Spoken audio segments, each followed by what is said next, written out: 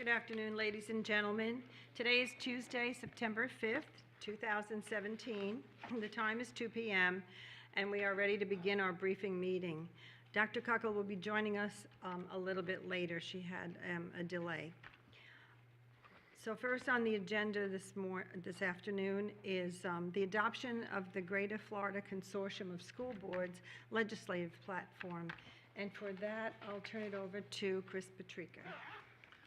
Okay, so I guess we just need consensus going into tonight's meeting. If we can look at page 1, which has priority issues listed on it, there are 3 major issues there. Does anybody want to pull any of those off of the list before we take it to a vote tonight? Or do we have consensus that the list of 3 is good? Yes? Okay, turning to page 2, which is other priority issues. Is there anything anybody would like to pull from that? No. No. I have one item that I wanted to talk to you guys about. The first bulleted item under funding states, ensure that any changes to the, no, wait a minute. Yeah, ensure that any changes to the district cost differential reflect the costs of housing, insurance, property, and transportation rather than wages. I would like to remove this item before we approve the program because it's my understanding that changes have been made in recent years to the DCD so that we are now above 1, and we are actually a beneficiary of this program, of this formula. And I'm afraid that any changes to this will take away that benefit to us. We used to be a donor county, and I'm afraid that if we go in a different direction, we will become a donor county again. And in my discussions with Rob and Bob, they both seem to think that this was more of a Miami-Dade driven issue than a Lee County driven issue. Go ahead. No, I'm good. So do we have consensus to it? You look like you know? No, I mean, we're right at, I think if we're above 1, we're just slightly above 1. Correct. Yeah, we are. Right. So consensus to adopt that tonight without that one item? Yes? Okay. And then finally on page 3, Well, go ahead. just point of order, and probably Kathleen would know we can do that, right? We can pull just one item out and still approve the rest? That's correct. Okay. We just can't add to it. Correct. Correct. Thank you. And then finally, page 3 is 2018 additional issues. Does anybody have any issues they want to pull from that before we can approve tonight? And those are the issues that are simply for the, for Mr. Sarah, not the published part of our, I just want to make sure. Correct. They won't be part of the program, but they will be printed up for us to take with us too. Good, exactly. Right, so that individual districts can use them as needed. Yep. Right, okay. I was going to recommend that we remove one from that list. If you look at the 6th bulleted point under funding, that states revise the trim notice to advertise a tax increase only when the cumulative tax millage levy is greater than the prior year tax levy and not based on the amount of proceeds received. I wanted to remove that item from the program only because I think it's misleading, and I don't think we should be misleading. If your taxes go up regardless of millage, your taxes are going up. Well, and that was the point, I think, that Andy brought up Right. as well. And going towards full transparency, I would agree as well that Okay. if they're going to pay more taxes, they need to know that Yep. we're charging Right. them more Right. taxes. Are we good with removing that? Go ahead. Yes. I was just going to say that goes along with what we would do with the ad valorem board with regard to the taxing authority. So it kind of would go against what we're trying to do as a county. So we have consensus to approve the program with those 2 items deleted at tonight's meeting? Great. Any other discussion, board members?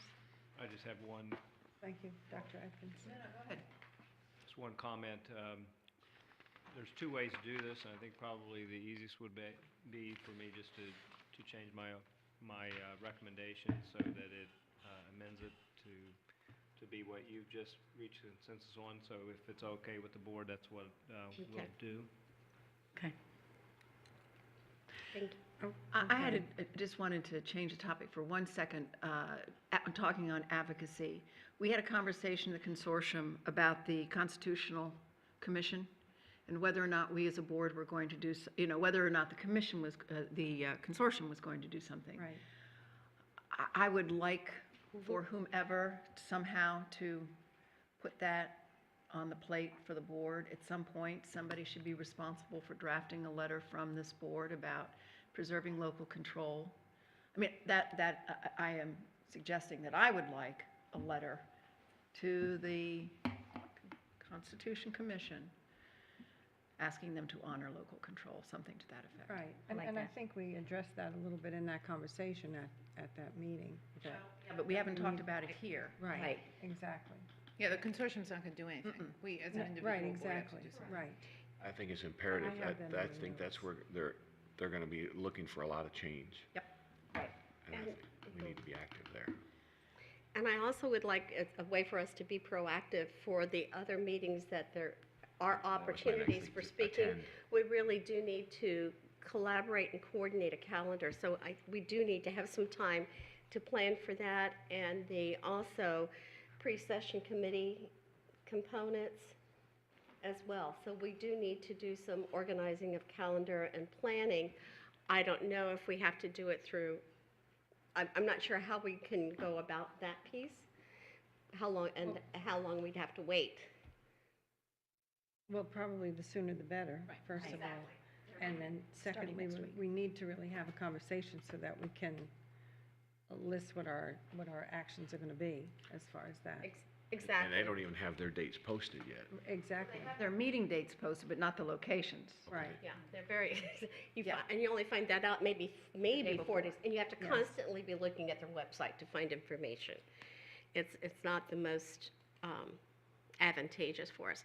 And there is, a date to definitely put down is there will be FSBA is having their time of developing the FSBA platform and also meeting with the committees on October the 26th, which is our scheduled master board training. I know that will definitely involve me, as I serve on as the vice chair for advocacy committee. And Chris, that would involve you in your role as liaison, and it's in Tallahassee.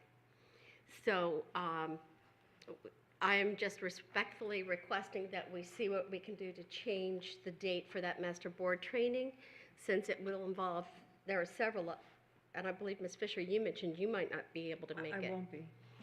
So since several people will not be able to be here, I'm requesting that so that we can proceed with another time. Fortunately, that will be our last master board training. That will be our third one, so. Okay, thank you. Back to the Constitutional Commission. Commission, yes. I was going to suggest that perhaps Mr. Doda could find out if any other board has written a letter, and then if we, rather than just have us sit at a table and talk about a letter, Right. somebody could draft a letter for us to respond to as a board, it would, I think, facilitate getting it done. And Steve, you may I can do it. want to be a voice in that, so. I have no problem with it if the board so chooses. I can work with Robert and get And something I want to drafted be for sure the. that everyone is heard, because there may be some areas of concern that are different within Yeah. the board. Correct. And so, I can have Robert get with all the board Right. members. We will get the original draft and send it out, Yes. and then you can add okay, input to it. Yeah. All right. okay, Thank you.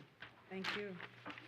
I just wanted to make general commentary on the Greater Florida Consortium of School Boards. I was very, very disappointed in the process. I thought it was a huge, I don't want to overstate it, but waste of our time to sit and wordsmith a document. I really thought that our job as board members was to kind of get the big picture and be the big idea, and that our lobbyists would sort of add meat to the bones, so to speak, and that did not happen.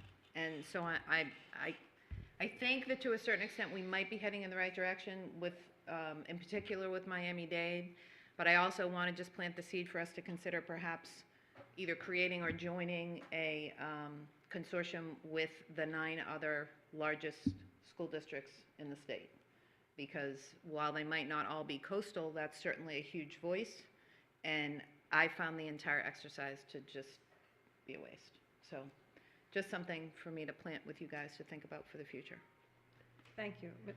Mrs. Morgan and then Mrs. LaRiviere. So my take on the meeting is that Tom Serra is far more concerned with what his job is in Tallahassee, and we're more concerned with how we become effective advocates. Exactly. And so I think the way the meeting is run, it really operates to serve Tom's purpose because it clarifies for him what his role is.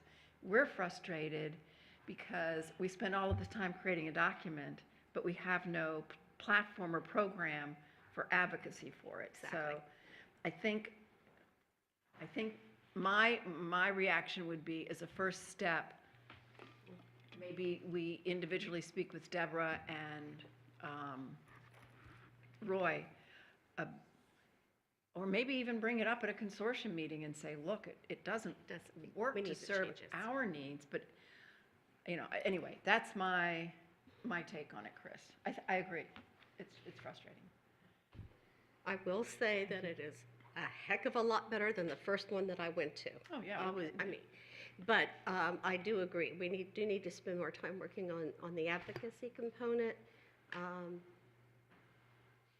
I believe Roy Hart is to move in that direction. And we just really need to work with him and the vice, who follows Roy? Debbie Holly.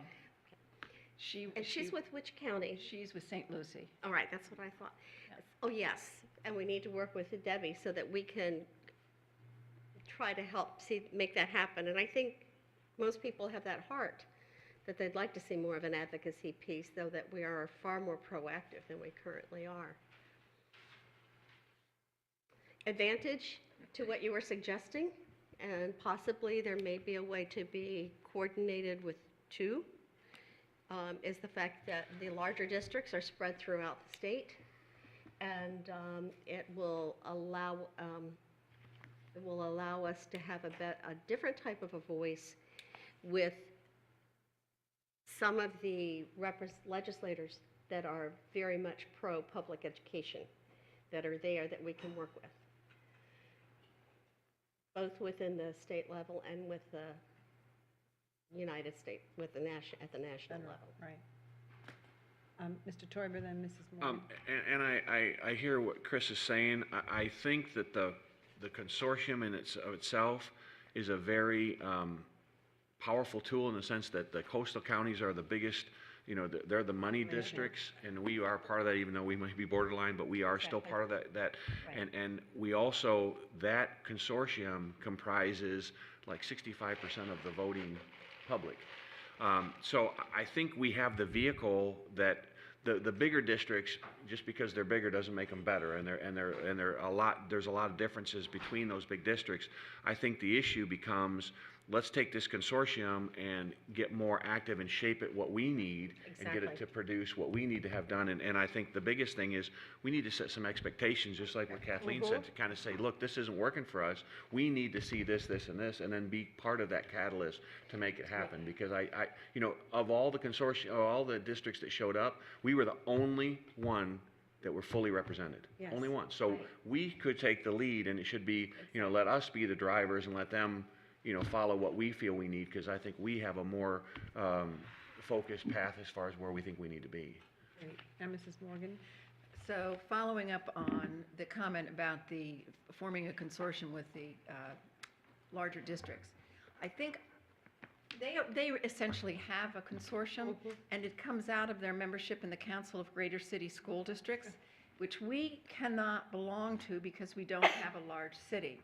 Now, one time, maybe 4 years ago, Dr. Graham and I talked with Larry Feldman about the possibility that we could join as junior partners, or, in some way be allowed to they do include us in some of the activities, and so we are in an informal way now included because of your work with them.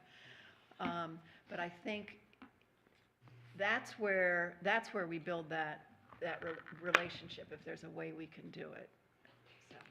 Okay, great. And Mrs. LaRiviere? And I just need a point of clarification. With regard to our status of being a donor county, do we get 100, when I hear that we are no longer a donor county, then that means we get 100% of the taxes back? Or are we still giving 15%? Well, giving is my understanding. I know Dr. Desamores is coming up here in about two items, and she's got us covered. Clarify that then. Yeah. Perfect, thank you. Okay, great. Any other? So we're ready for this. And then I just want to back up, Dr. Atkins, to changing your recommendation because the actual priority issues, I don't think we did make any changes on. It was just others and the additional items. So I don't think that the meat of your recommendation needs to be changed. I think we do. I think we have to change it because we've made changes to the document that's in the agenda that we're adopting. So his recommendation would have to include Okay. The as other- adopted at the okay. session's briefing meeting or something along those lines. Because what we send back to the consortium Right, will be that document minus those two items. Yeah, and- okay. And the second page is actually going to be part of the document. It will, That's right, that- yes, that's right. So That's since with gonna be that the one amendment yeah, on the that's funding, it gonna be the definitely needs to be evidence. there. Okay, thank you. Any other comments? Okay, then at this time, I'll turn this meeting over to Dr. Kuckel. Thank you. Are we ready for executive services? Is that it? are. Yeah, you've got They've it. been waiting Right, patiently. okay. Yeah, I do, thanks. Okay. And we did remove one of the quality continuous improvement report, and we're moving on to job descriptions now, policy 5.021. Dr. Pruitt, Dr. Atkins, who's speaking first? Well, we'll turn it over to Dr. Pruitt, other than say that this is in an effort to make us more efficient in our job description process. They work real hard, but I think our previous process was a little cumbersome, so they've reworked it, and this is what you have in front of you today. Thank you. Good afternoon, Dr. Atkins, board members. We pre-briefed it at the last briefing, so just following up, Mr. Rothenberg and I are here to see if you have any questions now that you've had a little more time to look it through. Board members? Anything? No more questions? Good to go? Yeah. Is that what I'm hearing? Good to go. All right, thank you Okay. very much. Thank you. Thank you. Dr. Pruitt, Mr. Rothenberg, Dr. Atkins. And as Dr. Desamores is making her way up, I do want to just express my appreciation for that. That particular policy change is a very big deal, believe it or not. It may seem minor, but it's actually a very big deal. It allows us to be much more agile as an organization. And our next agenda item is District Educational Facilities Plan, Dr. Desamores and Dr. Atkins. I'll just go ahead and turn it right over to Dr. Desamores. Am I on now? Yeah, there you go. All right, so thank you, Dr. Atkins, members of the board. I'm here today to brief the five-year facilities work plan. Now, this document is basically statute requires every district to produce a long-range facilities work plan each year. That plan should include plans for new construction, for maintenance, repair, and renovation over a period of 5, 10, and 20 years. So 3 different time periods of looking at those expenditures. The plan expenditures also have to be broken down by funding source within this facilities work plan, and it must be balanced within the 5-year window. Now, this is a detailed formatted document from the state. Note that that does differ from the capital plan that we typically talk about. There's 2 different documents. However, the facilities work plan that we are briefing on today reflects the information that is in the capital plan over that 5-year period. And then also we have to add in the information for 10 and 20 years as well. That facilities work plan has to be submitted to the state by October 1st, after a public hearing, which we have scheduled for September 19th. As I mentioned, this district facilities work plan does coincide with our district capital plan. It was the plan to brief on the capital plan today as well and go really into detail about some of those things that we have in there. Because of the circumstances where we are, we will be putting that briefing off to another time period. However, we did want to let you know that this facilities work plan, because it's scheduled for public hearing on the 19th, we did have to brief it. But we have many things within the capital plan that we want to share some detail with you on, including the time frame of different schools to be built within that plan, some recommendations for different rebuilds of schools, as well as talking a little bit about configuration and size. So that briefing on the plan itself, and as well as some information regarding new debt related to those schools. So that detailed briefing will be coming to you at a later time, maybe our next briefing when we have some additional opportunity. But that's our facilities work plan, so I will open it up to any questions that you may have related to this state document. Board members, anything? I think most all of the information we've seen and heard several times over the course of time. So I don't have anything. I just want to thank Dr. Desamore for doing that consistently, because it's very helpful and keeps it to the forefront for us. Thank you. Thank you. Ms. Laura Revere? And also, we also need to thank Greg Blorton for his efforts, and Mark Mora and their team for working alongside you to help just making those determinations. Absolutely. All of our partners in operations, including, like you said, Mark and Greg, maintenance, as well as specifically in my department, Melissa Rivera, who's the accountant that works a lot on this. We have a lot of contributors to this, so we definitely appreciate them. Work very diligently. Thank you, and to you for keeping us informed along the way. Thank you. Okay. We shall now move to, the capital plan is no longer on here. July change memo, I believe we do not have anything. So public comment would be next. And thank you, Ms. Fisher, for filling in for me. And Susan did give me the revised agenda when I came in. Public comment. Anybody in the audience that would like to speak at public comment? Get up here. No. Marshall's here, he likes to speak. It's a good thing you're not at an auction. You just bought a classic car or something. You just bought the stadium at Bonita High School. Very good. Okay, board members, you're on. Ms. Morgan. Actually, I have nothing to report. I just wanted to ask two questions, which may belong in good of the order, but I'll bring them up now. First of all, Mr. Martin circulated forms on newly appointed advisory committee members regarding business relationships. As representative to the Construction Advisory Committee, we do have someone on there who has a continuing contract with the school district. And I don't ever recall having had this conversation at the board table before, but do we want to place limits on those members, or is it simply something we want to make everybody on the committee aware that there are people who are sitting there who have contractual relationships with the district? My Board members? policy, Okay. and in the training that's provided, they are advised that they should abstain from any, or vote on any matter that might favor their company or their employer's company, or take part in any discussion on such a matter. I don't know if the board wants to place any further limitations, it's certainly within your discretion, but that's established in policy. And that's great. I just wanted to throw it out there, because as we look at construction advisory, which I think has been a pretty weak committee historically,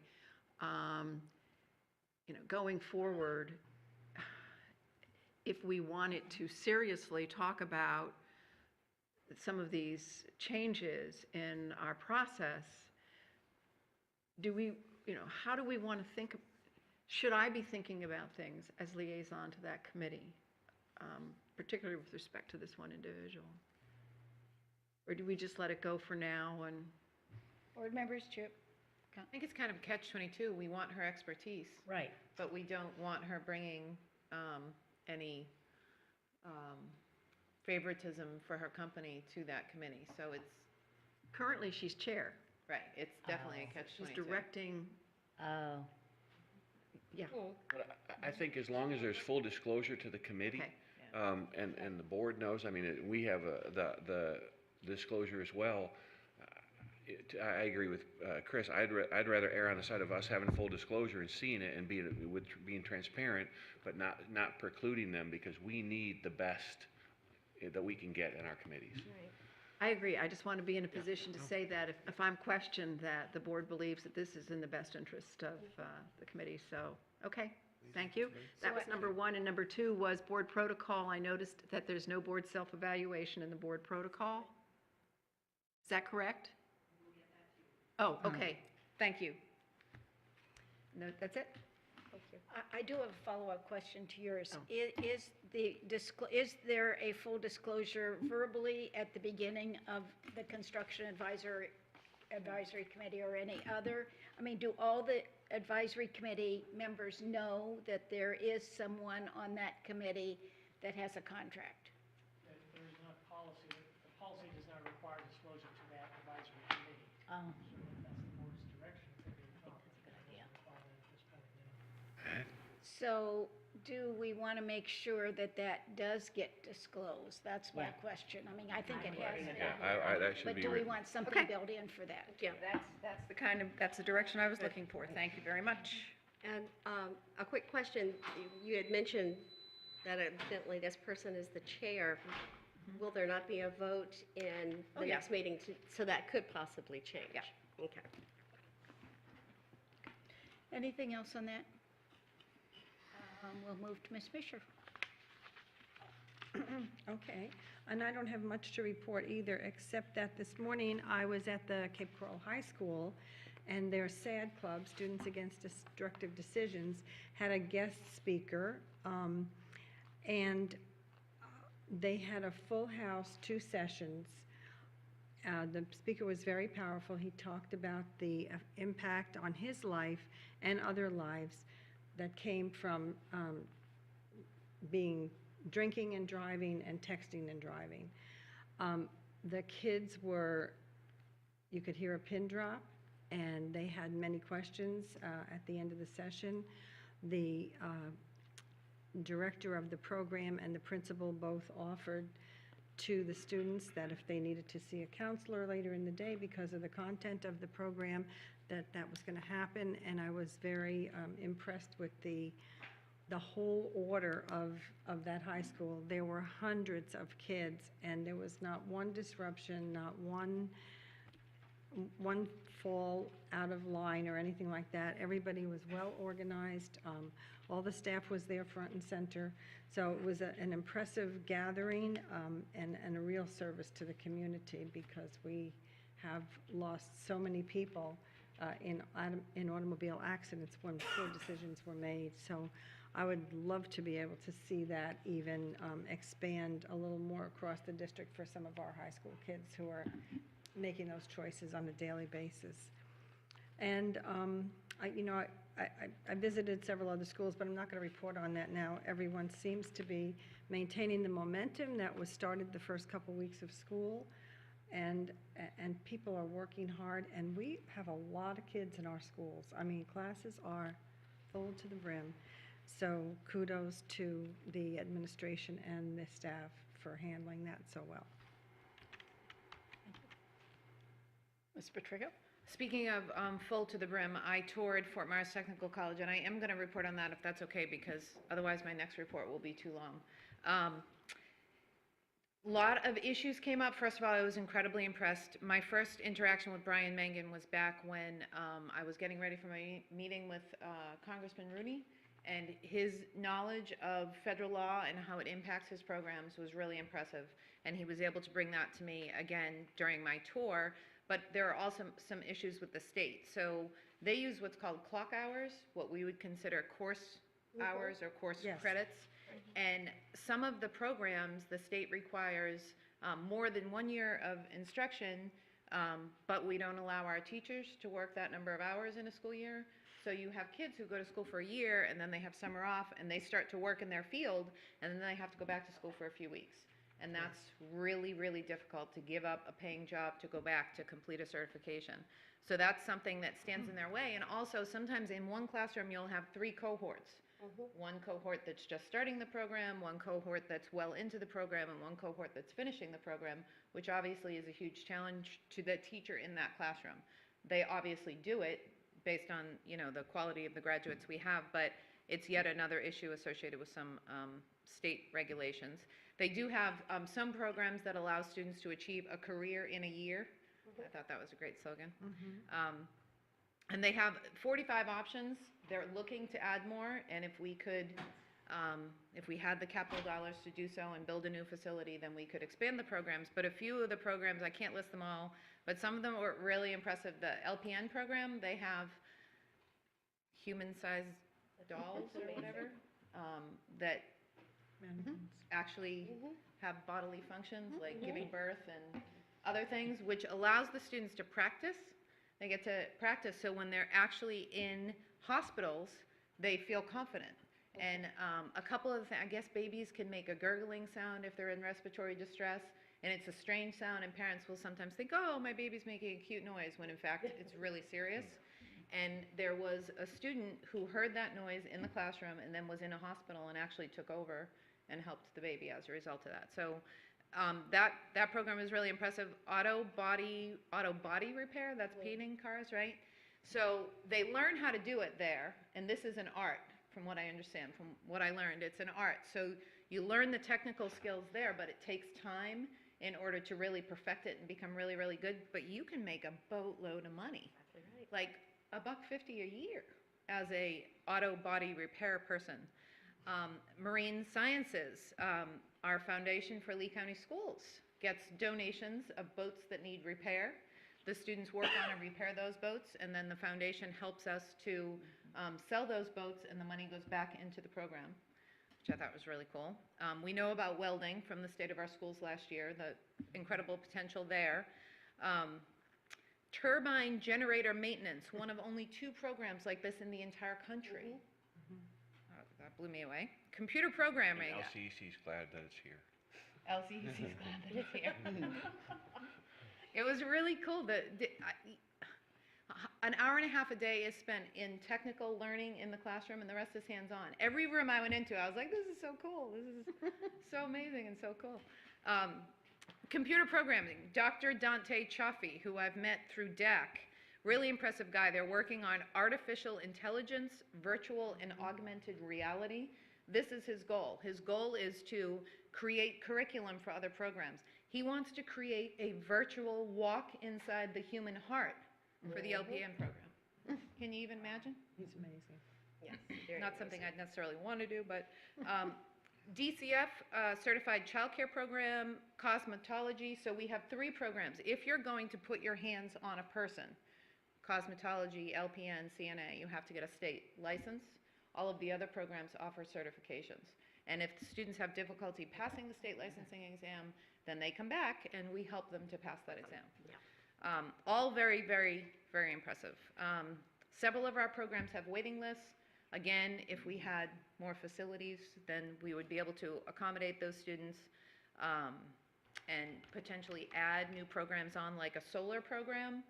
And then the other thing that was really cool was the different classes interact with each other, exercising their skills. So carpentry was in major appliance repair, doing carpentry work to modernize the workspace in major appliance repair. Does that make sense? They were actually in there working while the students were learning their trade. It was very impressive. Many of our business partners hire the students before they even graduate, which was very cool. I met George McDaniel, who's the assistant director over there, and Brian has a succession plan in place. He's training someone, and George is a graduate of Fort Myers Technical College, which was really cool. Apparently he was, in his words, a bit of a long-haired punk when he was a kid. So when he came back and he saw some of his instructors still there as a successful individual, it was a lot of fun for him to go in there and take a leadership role.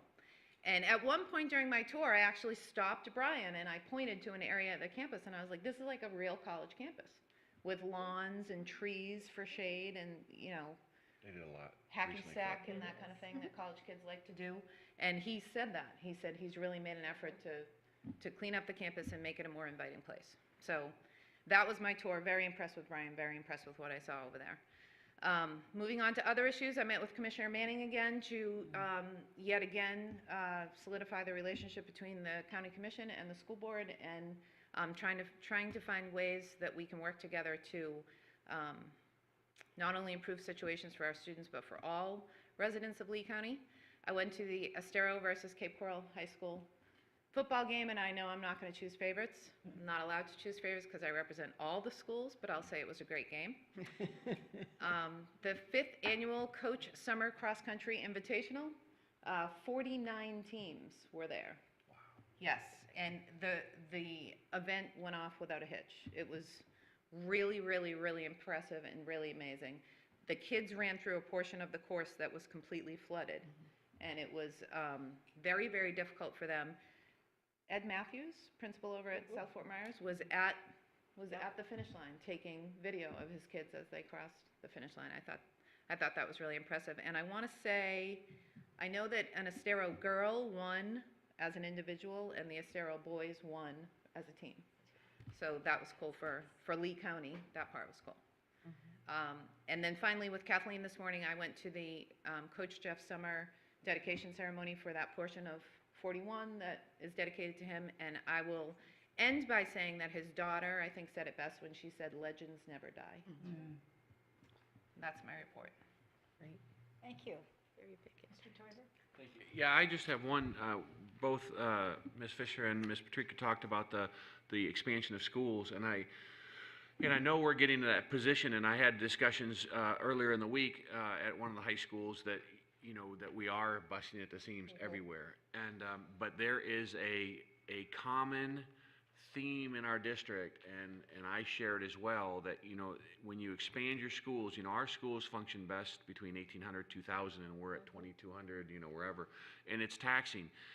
When we get bigger, we're talking about expanding our current high schools, you know, it's not a linear expansion, it's logarithmic. And for us to have the expertise, the leadership, you know, teams to do it, the infrastructure, all of that becomes a really big issue. And I just want the board, before we start talking about building schools, I know we don't like building, it's a lot, you know, it seems a lot more prudent to build a, you know, a North Fort Myers, you know, North Miami, 6,000 student station school, but I just really want us all to really take that under serious advisement before we decide to change how we build schools, because what we have, the size that we pick, based upon what I hear from principals and administrators in schools, that we're at the limit where they can function in the environment that we want, where it becomes, you know, and I find that in manufacturing as well. You get to be a certain size when you're when you're small enough, you know everybody, and you can, you know them by name basis, and you know what they do, and you know how they do it, and you get to, and you have that closeness, and you all feel connected. When you get to be that big, you're just a number, and you really lose something. And in high schools, and particularly that's where we're talking about, I feel that that's something that we can't afford to lose. So I just wanted to throw that out there. Yeah, it's good to start thinking about it right now, too. Yep. Ms. LaRiviere? I just want to say I concur with you. I believe that there are a lot of decisions that we have to make, and sometimes it may look like it's not as financially prudent, but it's the most child-centered prudent. And so we are constantly having to weigh between those, and that's a tough position to be in. I want to comment about Fort Myers Technical College, because yesterday, as I am leaving Publix with some water in hand, the gentleman that is walking out to my car, I'm asking, "So you finished high school?" And he said, "Yes." And he said, "And my plans are to go to FMTC." And I stopped and I thought, FMTC. Oh, Fort Myers Technical College.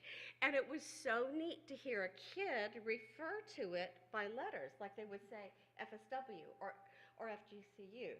That is the first time I've heard them actually treat it as though it was a college. Had a wonderful time discussing with him the program that he's entering, which is on the turbine engines, and his excitement over that possibility. And I shared with him, I said, you know, college isn't necessarily for everyone, and if it's for you, you can start off this way and then go back for it. He goes, and they'll even pay for me to get my degree. Just a dynamic, I love conversations with the public because I think that's our biggest PR. I attended, last year when I came on DAC, one of my concerns had to do with participation of our SAC teams. So one of my goals has been this year to make sure that I go to as many SAC meetings as possible. However, I don't want there to be over inundated with school board members going to attend the SAC meetings. So I'm wondering if, would it be possible, I know that hopefully for most of us, we do that scheduling with either Mary or Susan, if we are able to just have a checklist so that we know a school has been covered by a board member, so that there might not be over duplication of efforts. So think about that, and if people think that's a good idea, then maybe that's something we could move forward with. It was interesting, I went to Mirror Lakes and to Treeline, and to see each SAC function differently, and yet function very well. It was great to be part of the one at Mirror Lakes because they asked me to be part of the brainstorming of what they could do to improve and get more involvement. And so, of course, I said, all right, well, I'll be providing breakfast at the next meeting that's going to be a morning meeting, and they're going to alternate between morning and evening. But I said, you will have food, and my philosophy is bring them food, give them food, and they will come. So hopefully they will be able to get more community members. Administration was going to go with me to Rotary on Thursday, but we're canceling that because they feel like they need to be at their schools. And let's see, the other aspect that happened along the way was having a delightful go-to-meeting with the legislative advocacy team. Kathleen, did you call in? I did, but because you're vice chair, I'm wondering whether I ought to take myself off that committee and do something else. So I was just quiet because I didn't want to get into You were absolutely wonderful, and the more people we have on it, the better. So I would hate to see you not be part of it, because our goal is for it not just to be a team that adds words, but that people throughout the state are involved in things. Last year, Mary and I found that we wound up doing a lot of what work was done by us, and we really need to try to engage and get more involvement. But the good, exciting part is that I believe that we have a good plan in place. It was great to have Billy Ann be part of the conversation and talk about the components that they're doing. And they're wanting to work with us to help us to develop some videos and other components that can be used for training with other school board members and so on. So I believe we have the momentum so that we can start going with that and do some very effective, have some very effective components. And again, through advocacy and others, we will be doing more scheduling and trying to organize different groups at different times going up to Tallahassee and throughout pre-session and during session. Last year, people would sign up to go, and I believe that for us, I'm just going to suggest that for us, we need to divide and conquer and not necessarily go up that week. Try and divide some of us so that we can be active during that time and also to be proactive now. I did invite one of our legislative delegates to come with me to a football game at East and Cypress, and he would have gone, except it was in the Panhandle preparing for his upcoming election. But that game on Friday night was absolutely fantastic. It was amazing because it was one of those games where you went from first this team's ahead, then the next one, and then the next one. And you saw this support that even each of the teams would have for each other. It was amazing. And East Lee County now has a band, and they performed for the first time for the national anthem. And they are excited, and they now have a new member of their staff that sings. So from now on, she will be singing the national anthem as they play. So it's exciting to see wonderful things happening out east, and what a team of teachers and administrators they have for those students. I am definitely seeing a family develop there. That's very strong. So, Thank you. I forgot two things, may No, I? let me go to After. Ms. Giovanelli, and then we'll come back. Well, I just want to say that North Fort Myers beat Fort Myers on Friday. That was a big deal. They're all big deals. But you're not picking a favorite. I'm not. Ms. Patrica. Two things that I forgot because I was so excited about FMTC. I met with President Martin and Dr. Uni Hune, did I say that correctly? The Dean of the Education Department over at FGCU, and really, really great opportunities, and I can't wait to talk to you about it, for ways for us to strengthen our partnership with FGCU, and also opportunities for us as a board to engage with them in advocacy for legislative change that aligns with both of our priorities, Grow Your Own being a good example, and other things that we can do together in the future. And speaking of legislative advocacy, I always go to my kids' SAC meetings, so you don't have to go to those schools. I did go to the SAC meeting at Pinewoods, and I told you guys this during the workshop. Not only did the principal name our 4 goals from memory, but the entire school improvement plan was tied to those goals. So I'm starting to see it in the schools more, which is very encouraging. But the PTO was on after SAC, and the PTO is all about raising money and dine-outs and fluffy toys for kids, and which is great, and we need that. We need that kind of support. But I wonder if we can't do a better job of also getting them involved politically the way they do in Miami-Dade. I think that parents, moms, when they realize that their kids could potentially be hurt by legislation, it's a great way to get them involved. So my intention at the next SAC meeting is to really try to tap that group and ask them if they wouldn't step outside their comfort zone a little bit and try to be a voice for the school board. That's tough, and yeah, thank you. Ms. And if we could get a schedule of the different meetings and dates, that would be great, because I would love to attend. Because I was talking to the secretaries, and I guess apparently some of the meetings are held on Tuesday evenings, and that, I don't understand why that would do that, because, I mean, that takes opportunity that if they wanted to come to our board meeting there at a SAC meeting. So, I mean, I think that's really important that, and I think that you really would have to convey that to the principals, but I think that I don't understand why they would. I mean, we know, we have our meetings are all set in advance, so they should be able to set theirs with the calendar as well.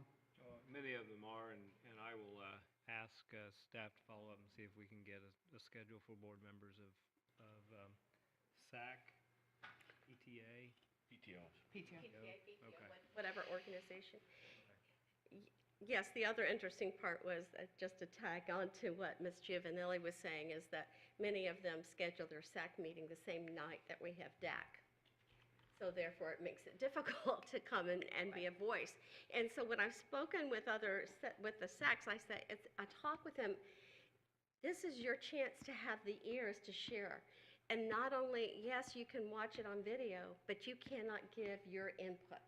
And this is your chance to be a voice for your school. So hopefully they will start to hear that message. I just have one last thing. I just want to piggyback on Mrs. Patrica. We also have Cape Coral Technical College, and I hope That's that- right. I'm getting out there.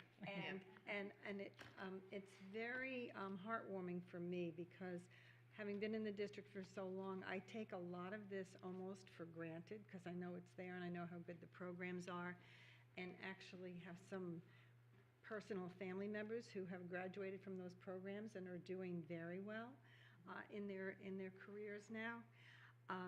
So it kind of brings me back to say, I really need to take a fresh look at this, and to really go out of my step and just appreciate a little more the work that's being done there outwardly, because I do tell them when I visit, but, yeah, so I love it that you're, discovering all this and that it really is so meaningful. So, thank you for all your work. Nice, thank you. Thanks for sharing. And I have something that also might go under good of the order, but as long as we're all sharing things, I will. We just completed the superintendent's evaluation, and I would like to request at an upcoming workshop or briefing, probably workshop, that we review the instrument and make sure that it met all of our needs, and, because I have some follow-up comments about it. So if that could be scheduled at some point in time. And can I add, Dr. Kuckel, that I'd like that sooner rather than later, because I don't think it's fair for Dr. Adkins to operate based on an instrument that might change over the next year. So I think the sooner we can give him direction, the better. And probably not any major changes, but there are just some minor things that I have in mind, but you all probably have We all similar need things to as have well. Okay. And along with that, that is actually written within the guideline plans. We're supposed to meet and collaboratively discuss Dr. Atkins' evaluation. So we need to take care of the two in one meeting, I think. Good. Dr. Atkins, do you want to go to Mr. Martin first? Okay. Just one item, just to provide a little bit more information with respect to the conflict of interest issue you discussed with respect to advisory committee members. Actually, there's a requirement under law for the appointing body to waive any conflict of interest under the ethics rules. So that's why that information is provided to you as the appointing authority, so that you're aware of it at the time that you make the decision to appoint that individual to membership on the advisory committee. So essentially, by appointing them to the committee, you're waiving that conflict of interest as the appointing authority. Just one other matter, just to be clear on the mechanics of your request to notify the advisory committees of that conflict of interest with respect to one of their members. My thinking is the simplest way to do that is for the staff liaison to take copies of that form to the first meeting and just distribute it to the membership. Is that sufficient? I would think that would work. Works for me. Very good. Thank you. That's all I have. Okay, Dr. Atkins. Just a couple of items. First of all, just wanted to let you know that we obviously convened our cabinet this morning to discuss the possible impact of Hurricane Irma. In addition, we've been in contact with Lee Emergency Operations and the governor's office. We were actually on a conference call this morning at 9:30 with the governor and also the commissioner as it related to Florida's plans to get what we need to get in place and ready for this potential landfall. As you know, the pathway is uncertain, but even though it is uncertain at this time, it does look like, regardless of the pathway, it's going to have a major impact on our state. So we are going to be communicating regularly with our parents, our staff, and also our leadership. We have Mr. Dobson and Mr. Law are actually out at emergency operations right now. They will be back here, and then I'm convening another cabinet meeting at 4 o'clock today. And so hopefully we will be able to put out additional information following that. Just a couple of quick updates. I do know that Superintendent Carvalho over at Miami-Dade has already announced that they are taking Thursday and Friday off to prepare for the storm. And Collier County is actually meeting right now, and I believe they'll have a press conference at 3 o'clock, and they'll make known their announcements. I've been in communication with Superintendent Patton, and we try to align our efforts as best that we can. But from our perspective, we want to make sure we get advice from our experts, so we're going to get that at 2 o'clock today. It's ongoing right now, and then so we have this workshop that is happening next. If that goes past 4 o'clock, I will go ahead and turn that over to Dr. Desamores, who I'm sure is more than able to carry on so that I can go meet with my staff as it relates to the hurricane. And again, like I said, we'll be communicating out often You can go to the website, obviously, and continue to get information, but we also use ParentLink and other means to get the word out. We have already taken the step to cancel Friday football games. I think that sounds obvious, but that's one of the steps they've already done. We've had some actually scheduled earlier this week as a result of that cancellation. Just a couple other quick items.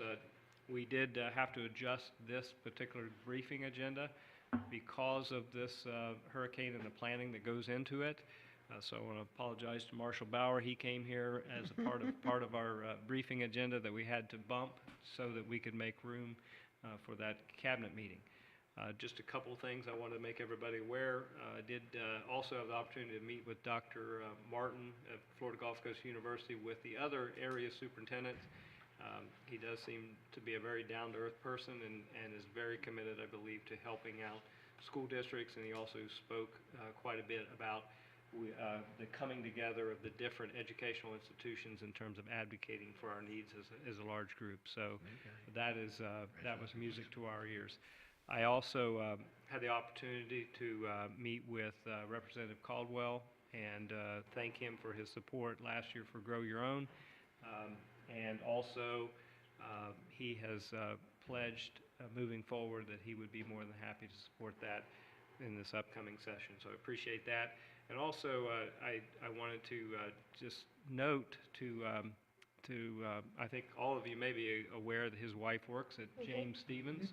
And, we talked about the remarkable work that exceptional teachers do and the impact of teachers on the classroom and the importance of supporting them and paying them well and so forth. So he agreed with us as it relates to that as well.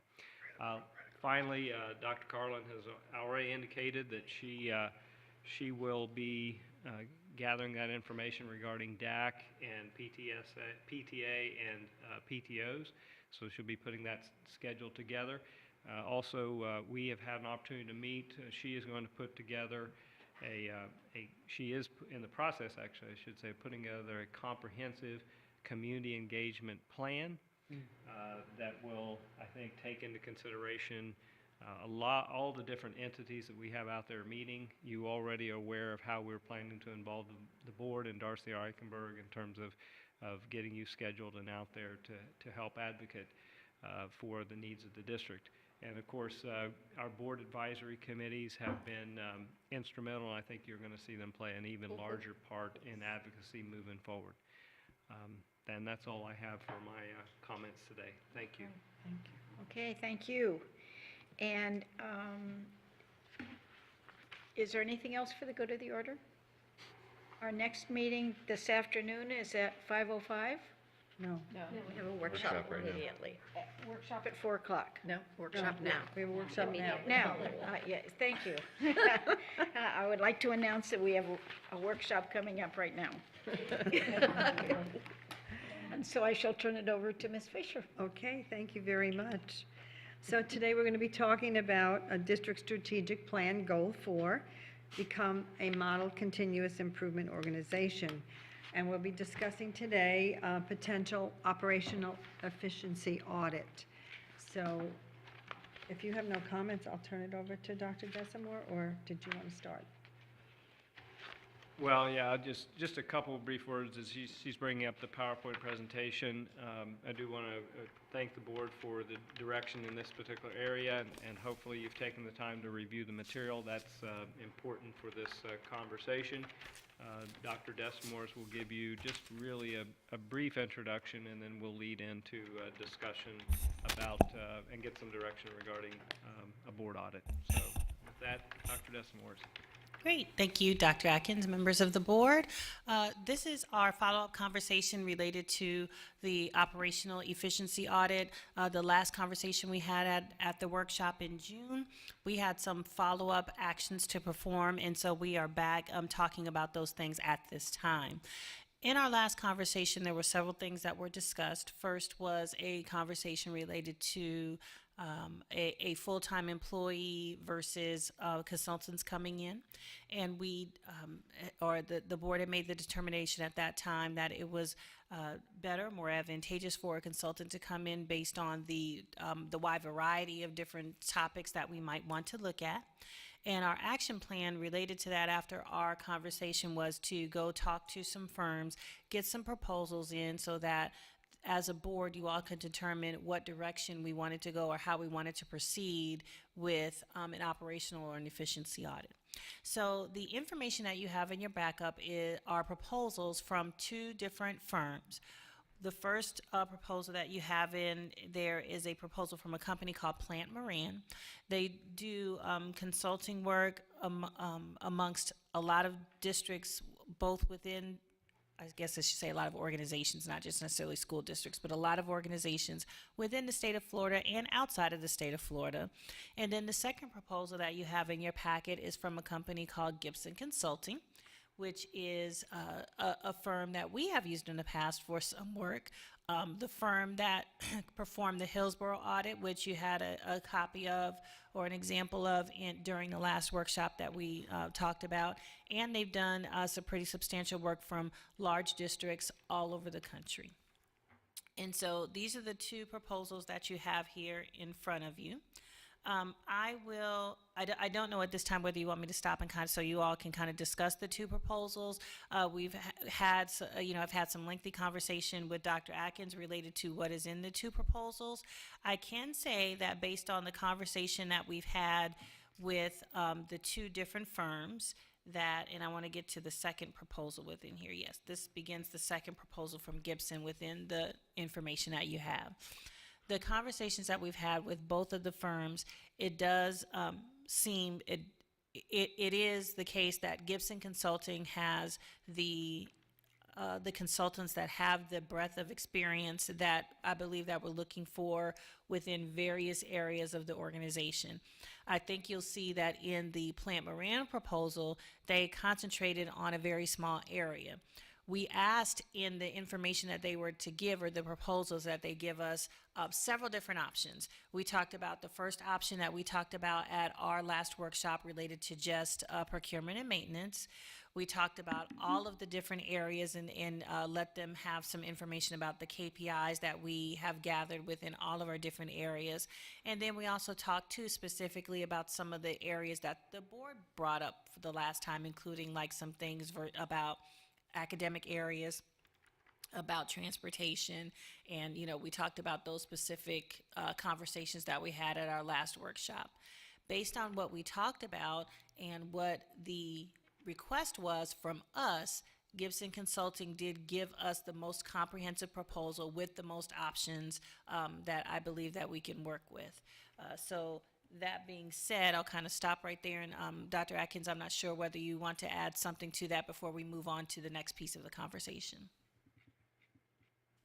Well, just to say that, when we did make do this review, Gibson was, to us, obviously the one that was more thorough and knowledgeable, presenting us with several options, some of which I think that would really point in terms of areas that would meet our need. We did have the opportunity to look over some of the options they had done previously, and most specifically with the Hillsborough option, and some of the part of this discussion, you may want to consider what provides you as a board the most bang for your buck, so to speak. There were certain things in that particular audit that we already know are fairly self-evident that I don't know if you would want to necessarily pay for, but that would be your choice. Examples would be, we already know, what our custodians per square foot in terms of what we're doing as a district as it compares to other districts. I know Hillsborough, a custodian was responsible for something in the neighborhood of, I think, 15,000 square feet, and ours are more along the lines of the kind of the gold standard, just plus or minus maybe a couple hundred square feet. So those are some examples of some things we may or may not want.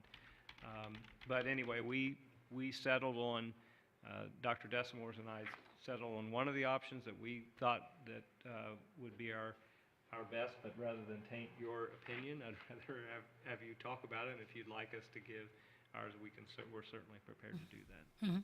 And if I can, one more follow-up from our last conversation. There was the request that Finance Advisory also take a look at this information and give a recommendation. Ms. Giovanelli is our liaison to Finance Advisory, so she might want to add some to this conversation. But Finance Advisory did have a discussion about that. They have seen all of the information, of course, that you have seen and the things that we talked about from our last board workshop. Their recommendation was that we have a firm to come in to scan our data and give an analysis of that, and then give us a recommendation about whether they determine that an efficiency audit is even needed based on what the data shows. So that was what Finance Advisory Committee's recommendation was to the board. Ms. Giovanelli, does that sound like an accurate representation of what the conversation was?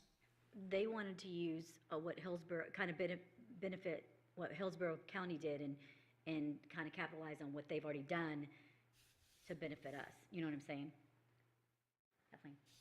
Yeah, so actually, I think when I was on Finance Advisory, I'm going to say 2 years ago, I brought a packet that included Gibson and all of the 2 or 3 other companies in the country that do these things. And at that time, a recommendation was made by the Finance Advisory Committee to proceed with an operational audit, and of course, nothing happened. So this is not the first time it has gone, yeah. Did they want an operational audit across the Yes. board or targeted in specific areas? Across the board? They were looking at, this was about this, so it must have been 2 years ago. It was about the same time Gibson was bidding on the Hillsborough project. So I had examples of what they had done in other districts in Hillsborough, and they were basically interested in what was done in Hillsborough because it was so comprehensive. But that was before we had done the KPIs in Lee County, so we really didn't know where there were better opportunities and where there were not. So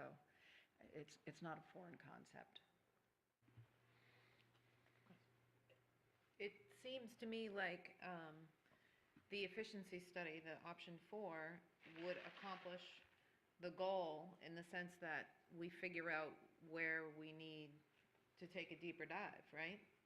So, and the other question I have, and this is related, but I'm related, you just mentioned KPIs. How many are we using? Dr. Pruitt, I thought at a meeting, or maybe it was you, Dr. Atkins, that said how many we're using across the district right now? 500. We started out with the 100 KPIs that we used, and then we decided primarily because some of the ones we really wanted to get a look at in transportation and other areas like maintenance, we felt we needed to expand that to 500. Now so that's what we currently are doing. We work with 500 key performance indicators that they provide. Now having said that, we've asked the groups to be very selective in terms of what KPIs they use in the formulation of their district improvement plan. So that's something that Dr. Carlin is working with them on right now. Then we will be meeting and making sure those goals are approved moving forward, and we have the right KPIs aligned with our strategic plan, so that we're measuring benchmarks that are national benchmarks for many of our areas, such as maintenance and transportation. And that was kind of what I got out of reading the Hillsborough audit was, it's great to have KPIs, but are they meaningful? And are all staff members who are working toward being more efficient aware of them and working toward them? Does that make sense? So like the number of them isn't necessarily as important as The quality of them. Thank and you. as an example, Mr. Davis looks at some of the key performance indicators that fall under IS, and unless you have a real good apples-to-apples comparison, that KPI may not be as beneficial as some of the others that you might find. So that's part of the vetting process of these KPIs. Moving forward, we want to make sure we have the right ones to measure what we want to do against our plan.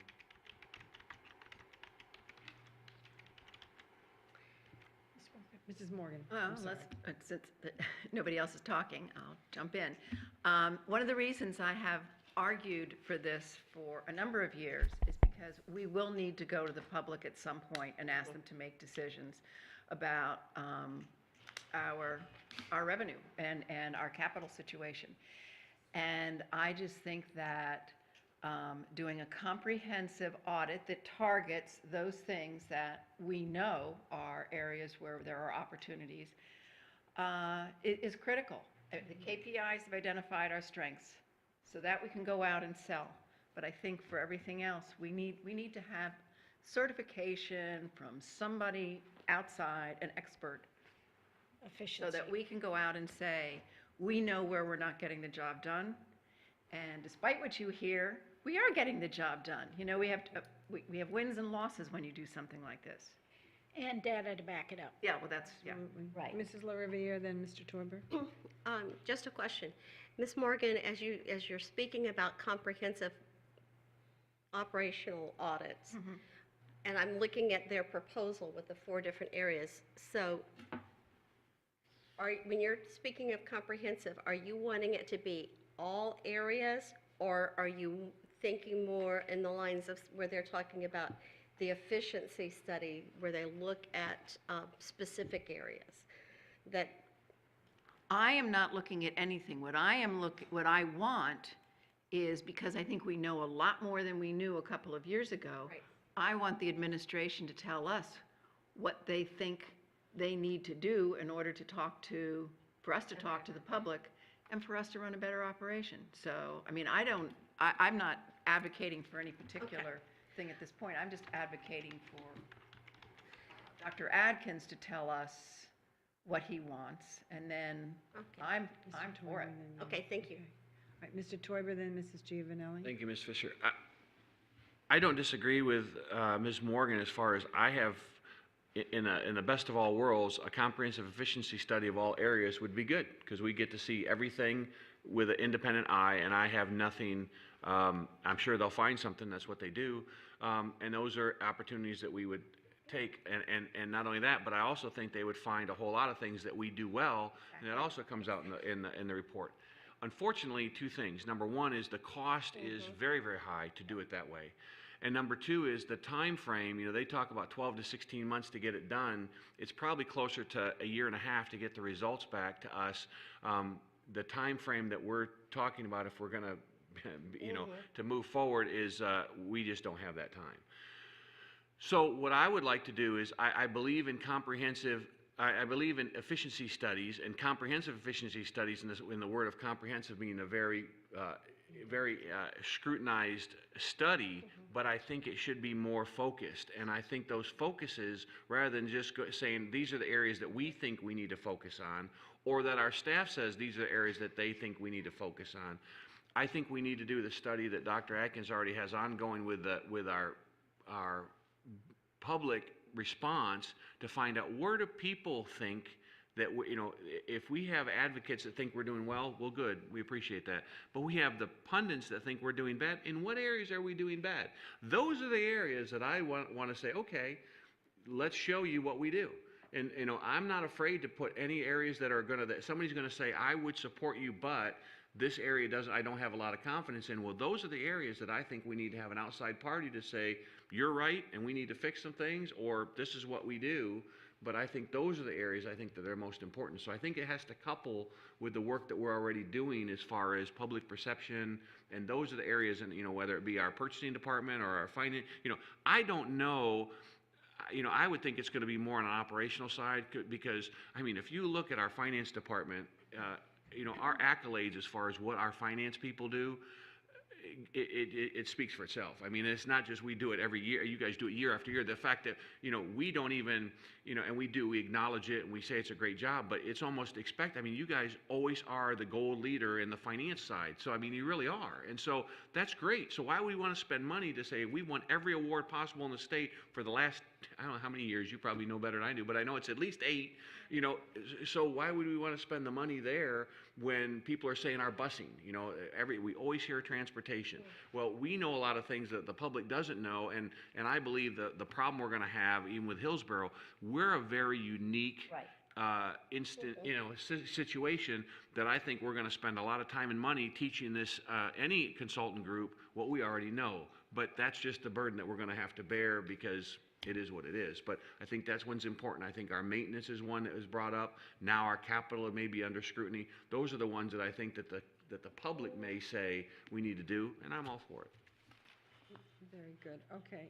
Mrs. Giovanelli, then Mrs. Morgan. Well, that was a conversation that the financial group had. And for people to, for the community and the perception to understand. Another thing that was tossed around with the financial committee was that they feel that it's best to go back, because sometimes you keep doing the same wet thing because that's how you've done it.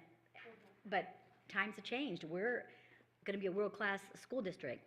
We have to start thinking world-class. So I think that, and that's allowing our highly effective teachers help us do that, and staff, you know what I'm saying? So they kind of want to put it back a little bit on them.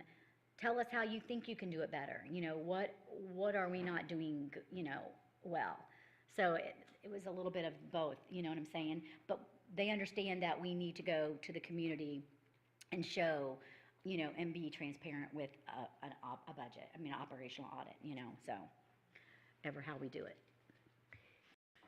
Thank you. Mrs. Morgan. Yeah, so two things. First of all, I appreciate what you're saying about having staff look at their functions, but the fact of the matter is, if you haven't seen somebody else do it, you don't. One of the things I love about FSBA are the workshops where you learn what other people are doing, and it gets you thinking creatively about your. I like that too. So that's why I appreciate people trying to do it internally, but I really think it's been 10 years or 12 years now since OPA, what is that thing called? It was done. And the second comment I would make is this. Frankly, the Bonita Springs High School thing has really thrown the district under the bus when it comes to credibility. And I think that the extent to which, I understand what you're saying about time, but if we can identify some of these things that in a shorter period of time, even if we do a longer study, that will give us some credibility moving forward. I just think it's essential that we move forward quickly on this. I agree. Great. Dr. Kuckel? And I support that too. Let's start smaller in terms of the number of areas that, and those that are critical, and those that there's community perception that we aren't doing the best that we could do. Start with those and then branch from there. Mrs. LaRiviere? So, as I'm looking at a proposal, and either company could do this, but it helps me with my verbiage. As I look at proposal 3 and 4, I believe there are some areas that we could automatically say, yes, we want to be audited in these areas. There's also the benefit of them doing a data scan based on KPIs or whatever to make a determination of areas that they believe that we need to have that audit. So it would be, I think it would behoove us to do something that might be similar to a combination of 3 and 4. We can automatically say areas that we believe that we know we want to be audited on. And I'd like for them to pick on areas that they would deem necessary. And then I go back to Dr. Atkins. What are staff thoughts and your thoughts regarding this? And Dr. Atkins?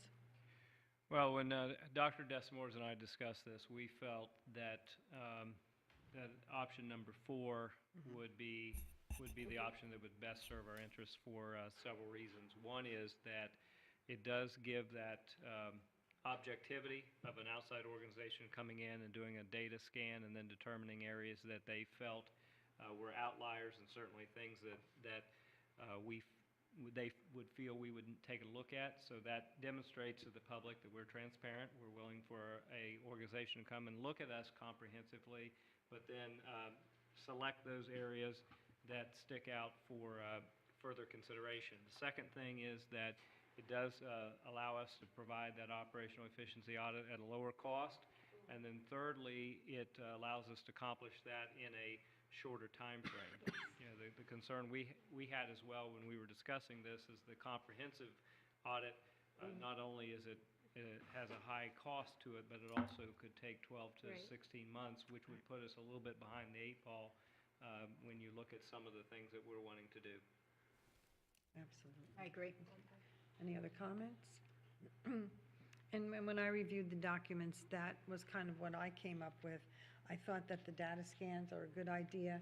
I think we have some areas that are identified already because of public perception and public comments. I do agree that involving our other stakeholders in identifying what would they think we want to look at is also important. But I thought that in the Gibson proposal, they also gave us a lot of specific options, and they were specific to our existing structure, because I think that even through the Hillsborough audit, we learned some things about ourselves by comparing and looking at the KPIs. And I really thought that the narrative reports described what they found in other districts, and then I think it gave us an opportunity to know where to look specifically when we were identifying what needs to be pointed out. So I think it's a great idea. I also support the idea that option 4 probably would meet our needs in timely fashion and help us to be prepared to present to the public our picture and then our need. So that's my comment. And Chris? I feel like part of what you talked about, Steve, may be less of an issue with Gibson, because they've done this study for us in the past with regard to student assignment. So they already know, or at least they can refer back to studies, what they've done for our district before, so we don't have to teach them that. So, Well, and Hillsborough also has a modified choice as well. So Gibson would be, that would be my preference too as well. Okay. yeah, I'm all for 4. Okay. So then, at this point, Dr. Desamore, is there more that you need from us? No, I don't think so. Based on that recommendation, what we'll do is get back with Gibson and do a direct negotiation with them related to time frames, prices. Of course, this was a proposal that they gave to us, but this isn't, set in stone. So we'll go enter into a direct negotiation and then come back to the board with a formal agenda item for adoption, hopefully very shortly. Very much. Any other, for the good of the order? Okay. Thank you very much, Dr. Desamore. Did you have anything else? No, thank you. Thank you. Okay, then, seeing no other business or comments, then this workshop is concluded. Did you get the 2 changes to the platform?